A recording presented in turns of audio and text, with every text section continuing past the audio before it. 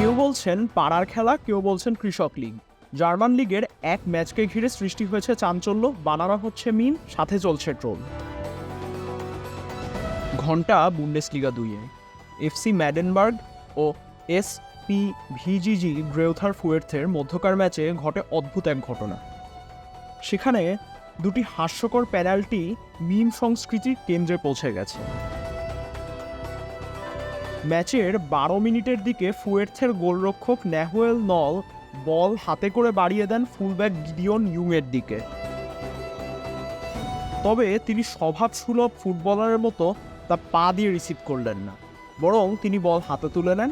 ধারাভাষ্য কক্ষের কথা এই যে ইউং হয়তোবা ভেবেছেন বল খেলার বাইরে। সাথে সাথেই রেফারি ব্যাস্টিয়ান ডানকার্ট 13তম মিনিটে বাঁশিতে ফুঁ দেন। ফুটবলীয় আইনে নিজের বক্সে বল ধরার একটাই শাস্তি, তা হলো পেনাল্টি। ম্যাগডেনবার্গের মোহাম্মদ এল হানিকুরি পেনাল্টি নিতে আসলেও তা রুখে দেন নল। তবে সে রিফ্লেক্সে আবারও বক্সে হানিকুরি পাস পেয়ে যান। এবার গোল করেন তিনি।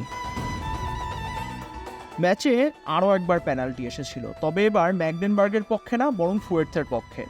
40 মিনিটের দিকে ফুয়ের্থ বক্সের বাইরে থেকে শট নেয়, যা রুখতে ম্যাগডেনবার্গ রক্ষণের জিন হিউগোনেট ব্লক করতে উদ্যত হন। এতে হয়ে যায় এক নোংরা ট্যাকল। রেফারি বাঁশিতে ফু দিতে দেরি, তার আগেই বক্সে গড়িয়ে চলা বল হাতে তুলে নেন হিউগোনেটের সতীর্থ ড্যানিয়েল হেবার। কিন্তু বল যে তখনও খেলায়। রেফারিও তাই হাত বাড়িয়ে বাঁশিতে দিলেন ফু। এবার আর ফাউল ডেকে ফ্রিকিক না, বরং পেনাল্টিতে। 42তম মিনিটে ফুয়ের্থের জুলিয়ান গ্রিন বল জড়ায় গোলে। খেলা শেষ হয় 2-2 ড্রতে। ফুটবল জগৎ বড়ই বৈচিত্র্যময়। এই ম্যাচও তেমনই এক অধ্যায় যেন। মনসুর ওয়ার্দী, খেলা 71।